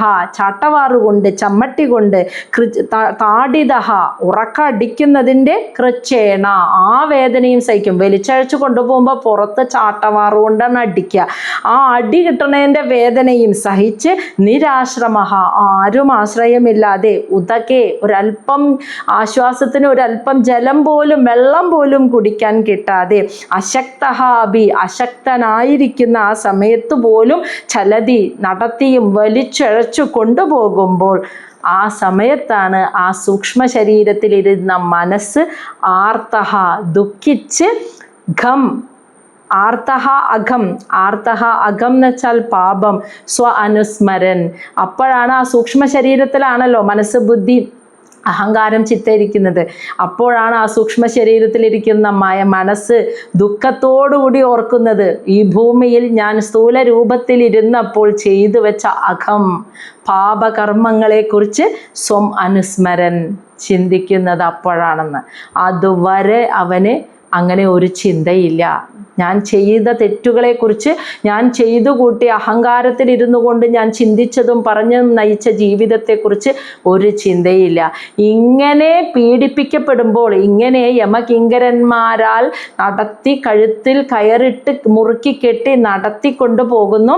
അങ്ങനെ പോകുന്ന വഴിയിൽ അവർ പറയുന്ന ഭീഷണി കേട്ട് മുറിവേറ്റ മനസ്സ് അതോടൊപ്പം പോകുന്ന വഴിയിലെ നായ്ക്കളുടെ കടിയേറ്റ് വിശപ്പും ദാഹവും സഹിച്ച് സൂര്യതാപവും കാട്ടുതീയുടെയൊക്കെ ചൂട് കാറ്റിൽ ചുട്ടുപൊള്ളി. കുറേ കഴിഞ്ഞപ്പോൾ അവർ ചുട്ടുപൊള്ളുന്ന മണൽത്തിട്ടയിലൂടെ വലിച്ചഴച്ചു കൊണ്ടുപോകുമ്പോൾ പുറത്ത് ചാട്ടവാറുകൊണ്ട് ശക്തമായി അടിക്കുന്നതിൻ്റെ വേദനയും കിട്ടി. ദാഹം ശമിപ്പിക്കാൻ ഒരു തുള്ളി ജലം പോലും കിട്ടാതെ തൊണ്ട വറ്റി ആരും ആശ്രയമില്ലാതെ ശക്തമായിട്ടിരിക്കുമ്പോൾ പോലും നടത്തിയും വലിച്ചും കൊണ്ടുപോകുന്ന ആ ദുരിത കയത്തിൽ കിടക്കുമ്പോൾ അപ്പോൾ മാത്രമാണ് ആർത്തഹ ദുഃഖത്തോടുകൂടി അവൻ ഭൂമിയിൽ ഞാൻ സ്ഥൂല രൂപത്തിൽ ഇരിക്കുമ്പോൾ ചെയ്തു വെച്ച കർമ്മങ്ങളെ അഹങ്കാരത്തോടുകൂടി ചിന്തിച്ചതും പറഞ്ഞതും പ്രവർത്തിച്ചതുമായ കാര്യങ്ങളെക്കുറിച്ച് ആ മനസ്സ് ആ സൂക്ഷ്മ ശരീരത്തിലിരുന്ന് അപ്പോൾ മാത്രമാണ് മനസ്സിലാക്കുന്നത്, അറിയുന്നത്. എന്നിട്ട് ഈ ബോധവും അവിടെ ചെന്നും ബാക്കിയുള്ള ശിക്ഷയും ഒക്കെ അനുഭവിച്ച് തീർത്ത് കഴിഞ്ഞിട്ട് അടുത്ത ശരീരത്തിൽ ഈ ബോധത്തോടു കൂടിയിട്ടാണ് പിന്നത്തെ ശരീരം സ്വീകരിക്കാൻ വരുന്നത്. പക്ഷേ അമ്മയുടെ ഗർഭപാത്രത്തിൽ നിന്നും ഭൂമിയിലേക്ക് പുറത്തു വരുന്നതോടെ വിഷയാസക്തിയിൽ വീണ്ടും വിട്ടുപോയി. മനസ്സിലായില്ലേ? ഇനി ഇതിൻ്റെ ബാക്കി നാളെ. ഇതാണ് ഞാൻ ഞാൻ ഞാൻ എന്നുള്ള ഭാവത്തോടു കൂടി ജീവിക്കുന്ന ഓരോ കുടുംബസ്ഥന്മാർക്കും വന്നു ചേരുന്ന വിധി എന്ന് പറയുന്നത്. അപ്പോൾ വേറെ ഒന്നും ഇല്ലെങ്കിലും ഞാൻ പറഞ്ഞ പോലെ ഒരു സാധനയുണ്ടല്ലോ, ഇത്രയും നേരം ചലിപ്പിച്ച ശക്തിയെ ഒന്ന് സ്മരിച്ചുകൊണ്ട് നടത്തുന്ന ഒരു നാമജപം, ഒരു പ്രാർത്ഥന, ഒരു മനസ്സിന് കൊടുക്കുന്ന ഒരു സാധന, അങ്ങനെയുള്ള കർമ്മങ്ങൾ നിത്യജീവിതത്തിൽ അതിനത്രയും പ്രാധാന്യം ഉണ്ടെന്ന് നമുക്ക് മനസ്സിലാക്കി തരുന്ന ഒരു അധ്യായമാണത്. ആ തന്ന ശക്തിയെ മറന്നിട്ട് ഞാൻ എൻ്റെ കഴിവുകൊണ്ട് എന്ന് ചിന്തിച്ചുകൊണ്ട് നമ്മൾ ചെയ്യുന്ന ഓരോ പ്രവൃത്തിയും പാപങ്ങളാണ്, അല്ലേ? തന്ന ഒരാളെ ഓർക്കാതെ നമ്മൾ അതൊരു നന്ദികേടല്ലേ? എന്തെങ്കിലും ഒരാളിൽ നിന്ന് നമുക്ക് കിട്ടിയിട്ടുണ്ടെങ്കിൽ അത് നമ്മൾ ചിന്തിക്കാതെ നമ്മൾ പിന്നീട് ജീവിക്കുമ്പോൾ അത് ആ നന്ദികേട് എന്ന് പറയുന്നത് കുരുത്തമില്ലാത്തൊരവസ്ഥയല്ലേ പിന്നീട് വരുന്നത്. അപ്പം അത് തന്നെയാണ് ആ പ്രകൃതി എന്ന ശക്തിയാണ് ചലിപ്പിക്കുന്നത് എന്ന് ഓർക്കാതെ എൻ്റെ കഴിവുകൊണ്ട്, എൻ്റെ അഹങ്കാരം കൊണ്ട് എന്ന് ചിന്തിച്ചെടുത്ത് വന്നത്. ഇതേ ചിന്തയായിരുന്നു മഹാബലിക്ക്. മഹാബലി ധർമ്മിഷ്ഠനായിരുന്നു, സത്യസന്ധനായിരുന്നു. പക്ഷേ ഒരൊറ്റ പ്രശ്നമേ ഉണ്ടായിരുന്നുള്ളൂ മഹാബലിക്ക്. എൻ്റെ കഴിവുകൊണ്ടാണ് ഞാൻ ഈ ത്രിലോകങ്ങളുടെയും അധിപനായി മാറിയത് എന്ന് അദ്ദേഹം ചിന്തിച്ചിരുന്നു. എൻ്റെ ഇത്രയും നല്ല ഒരു ഭക്തൻ ഇങ്ങനെ അഹം എന്ന അഹത്തിലിരിക്കുന്നത് കണ്ടപ്പോൾ അവനെ അതിൽ നിന്നും മുക്തനാക്കാനാണ് ഭഗവാൻ വാമനനായി അവതരിച്ച് വന്നത്. എല്ലാം നഷ്ടപ്പെട്ടവനെ പോലെ ഇരിക്കേണ്ടി വന്നില്ലേ, ശിരസ് വരെ കൊടുക്കേണ്ടി വന്നു മഹാബലിക്ക്. അപ്പോൾ ആ കഥകളൊക്കെ നമ്മളെ ഓർമ്മപ്പെടുത്തുന്നത് എന്ത് പ്രവൃത്തിയും ചെയ്യാം. അതുപോലെ തന്നെ